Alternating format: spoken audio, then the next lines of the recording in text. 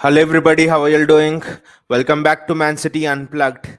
Well, it seems as if the media was just waiting since October, and now they've got the chance, and now they're just roaring back on City. Every paper has an article about City. Everyone wants to downplay City and lift up Liverpool.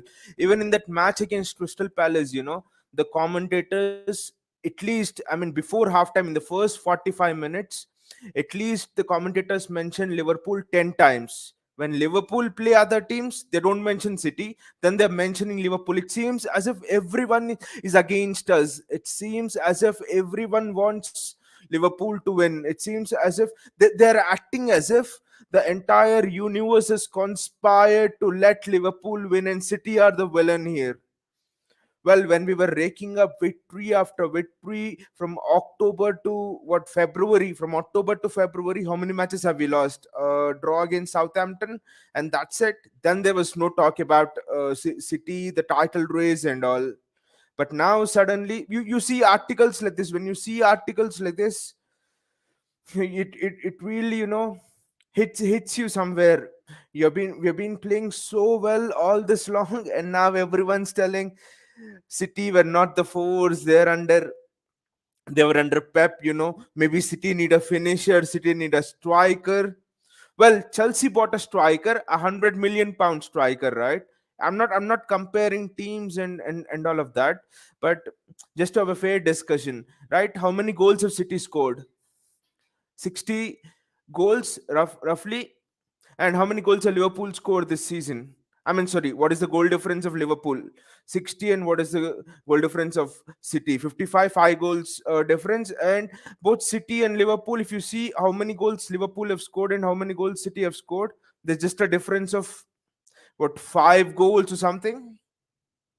Liverpool have scored 5 goals more in this season, I think, than Man City. And Liverpool have the best forward line, people say, in Europe at the moment. And yet people say City are, I mean, we are still in the driver's seat. We are still top of the Premier League table. We are still the reigning champions. Yet people say that City have lost it. Come on, this is a club that thrives under pressure. Maybe you don't do well under pressure in your profession, in your life, or things like that, but you have no right to say that the momentum has swung in the favor of Liverpool. Well, in the past we have done this. Liverpool were 8 points clear in February. I mean, it was the 2018-19 season, and by the end of May, we won the Premier League title by 1 point. So I mean, this club, no, I mean, there's no other club in the Premier League that knows how to handle pressure well than us. We won the title by scoring 2 goals in 3 minutes. Well, Liverpool fans can say we have done that in Istanbul in the Champions League, but come on, in Istanbul in Champions League, you had an entire half to score 3 goals, right? Here we scored 2 goals in 3 minutes. That is our stature. That is how much we can handle pressure.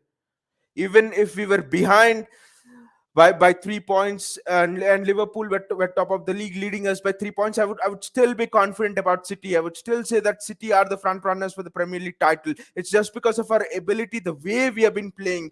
Against Crystal Palace, I was not at all disappointed.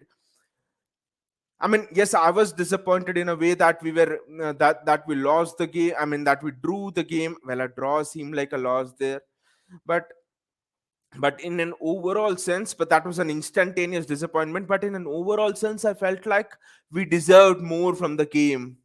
We were, I mean, even Patrick, you ask any Crystal Palace player, you ask Patrick Vieira what he said after after the match in the press conference. We deserved to win. We had what, 10 shots on target. We had some around 20 shots, 74% possession. We had, the XG was 2.55, almost 3 goals. We had two one-on-ones which two open goals which Bernardo Silva missed. Cancelo hit Aymeric Laporte missed one open goal. Cancelo hit the post. De Bruyne hit the post. That's 5 goals, right? On another day. We played well against Crystal Palace, but the ball just didn't go in. It's one of those days. It can happen to to any team. So it's not the momentum that has swung. It's just, I mean, Liverpool were so lucky against West Ham not to get beat, or even to, I mean, to take all the 3 points from there. How Liverpool won against West Ham and how we played against Crystal Palace. That should tell you something about momentum. What does momentum mean? Momentum means how well you're playing. Momentum doesn't mean fortuitous results. Momentum doesn't mean that you gain points by luck. Liverpool were not at all good against West Ham, and they were not at all good in the match before that as well. But still, they came away with a few points. So that is just luck favoring them. But we know we were exactly in the same space in 2020, eighth place in November, and won the league. 2019-80, 2018-19. People have written us off. People have told that we are we can't, after that disastrous December in which we lost 3 or 4 matches. People told that no team has ever won the Premier League after losing 4 matches. What did we do in that 2011-12 season as well? In the When Aguero scored that last minute goal, we were 8 points behind Man United in April. 8 points behind Man United in April, and still we had to play Man United, and yet we won the league. People are thinking Liverpool have to play City at the Etihad. That is fine, but then we are actually delighted that Liverpool have to play City, because then we have a chance to land a knockout punch. This for me has the shades of the 2011-12 season. City 8 points behind United. City going to United Company, scoring that header, and we winning it 1-0. And then the rest of the season went downhill. Now, if we defeat Liverpool in that match on April the 10th, we go 4 points clear of Liverpool. Then I'll see which which writer writes what, which pundit says what. I mean, it's almost as if that all of these guys are building that pressure inside them for 4 5 months, and now finally they're letting it go. I mean, talking about the Crystal Palace match. I mean, first let us talk about this article. What does this article say? This article says momentum is with Liverpool that season, and they're talking why there are notable flaws in this City team. Well, this article is telling there are a lot of flaws in the City team. From that, we have, in fact, this article says, in fact, we have declined from that Centurion era. We have been on a constant decline from that Centurion era. The Centurion era happened in 2017, right? 2017-18 season. And after that season, how many Premier League titles have we won? We have won 2018, 19, 19, 20. We have retained the Premier League title as well in that regard. So we have literally won 2 Premier League titles right after that Centurion season, and yet he's saying that we have declined. I mean, City have, after that Centurion season, how many points have City got? If you see, we have got 98 points. Last season we won the title, so 3 Premier League trophies after that Centurion season. So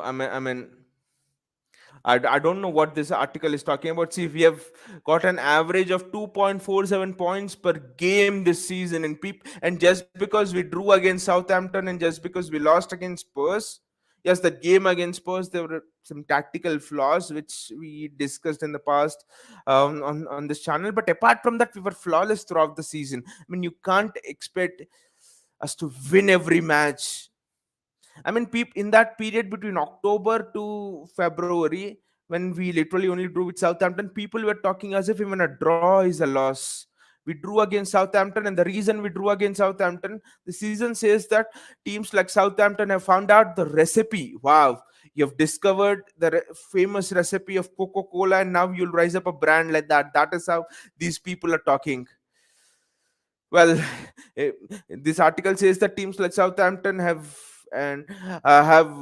discovered a secret plan against us, and we and now they know how to sit in the low block and beat us. The only reason why we lost against Southampton was Raheem Sterling missed an open goal in which he could just take the ball and walk into. That was the only reason we lost against Southampton. We lost against Spurs because, I mean, we drew against Southampton. We should have won that game, and then we lost against Spurs just because Kyle Walker thought that he was a modern age Beckenbauer, and he tried to dribble with the ball in the 95th minute. He just lost his head. Otherwise, that was a point from there. There were 2 points from Southampton. So it was 3 points against Crystal Palace. We drew because Bernardo was being trained by Raheem Sterling and he just couldn't put the ball into an open goal. So literally three and then five, 3, 6, and 7 points, which would have meant there would have been no title race right now. So you can't say missing open goals is a decline in this Pep Guardiola era. In fact, I've thought from the Centurion season we have just gone ahead and improved as a footballing team, as a club altogether, financially, in terms of the playing style, in terms of the identity as well. Yes, Centurion season was really good because we got 100 points, but there were some common struggles in that season, like Wolves. If you remember, I don't know, but Wolves came into that season in the Carabao Cup, I think. Yes, Wolves came into that season in the Carabao Cup, and then they manmarked our Fernandino was our DM at the time. They manmarked Fernandino with the striker, and we couldn't play. Pep said after the Centurion season that when teams are man-marking us, our midfielder and sitting deep, our CDM and sitting deep, we are not able to play our own game. We overcame that, breaking down low blocks. We are much better at breaking down low blocks now than we were in the Centurions era. We have improved in a lot of things in the Champions League. For example, in the Centurions era, I think it was, we played Monaco in that time, in that Centurions season, and we were 5-3 up in the first leg, and yet we were knocked out in the second leg. On away goals, we learned how to handle pressure much better after that Centurions era. Right now, go going to Champions League last stage, going to the semi-finals of the Champions League, going to the finals of the Champions League. It all seems like a process in which we are used to. It was not like that even 2 years back, 3 years back. We have learned that. So I get very angry. I get very frustrated when I see comments like that. It's been a general slowdown from the Centurion era. It's been a killer from the Centurion era. We have improved tremendously since that Centurion season. We know how to play different systems well now. We I mean, our players are much more. I mean, players like Riyad Mahrez, for example, our white players are now much more accustomed to do what Pep Guardiola really wants. Riyad Mahrez does not lose the ball at all now. Even until last season, 2019-20 season, there were rumors of a fight between Riyad Mahrez and Kevin De Bruyne with the fact that he was losing the ball and all in the first half of that 2019-20 season. All of that has gone. We are in more harmony as a club. We right now than ever before. The team spirit and all is really high. It is at the highest point that than in all of the previous seasons I can remember under Pep Guardiola. So we are in much better position right now under Pep Guardiola. We are in a position of great strength, and we have been going strength to strength right now than ever before. We have the youth coming through. We have Phil Foden, who looks set to win the Ballon d'Or, who is already in the top three players in the Premier League right now.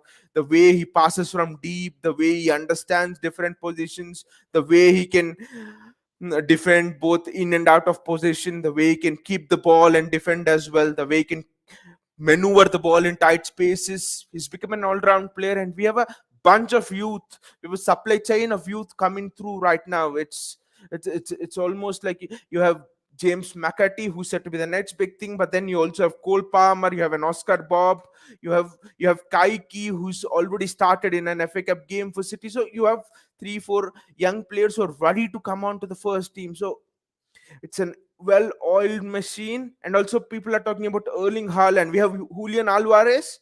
There's not much hype about him, but Julian Alvarez for me is a big thing along with Erling Haaland. People say Erling Haaland, Julian Alvarez is almost at that level. Just needs a bit of tinkering from Pep. Julian Alvarez is everything that Pep Guardiola needs. Is the way he defends off the ball, the way he fights for the ball, physicality, the way he keeps possession in tight areas, the way he can drop into the midfield and have runners of him, the way he can play on either wing, his versatility, everything. Julian Alvarez is the next big thing for me, along with Erling Haaland. If City get Erling Haaland, so we have a well-oiled unit here, which can, I mean, look at the average age of the team.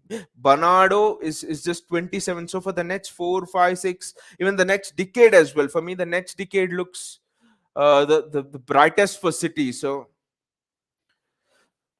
keeping all of this in mind, I mean, to be honest, we live in a world of what? We live in a world of instant gratification. We want it to be now, or it's never before, or it's never ever again. That's how the media and the press are making it feel like, and most of us are falling into that trap as well. Don't fall into it. Don't let all of these rubbish shit ruin your day.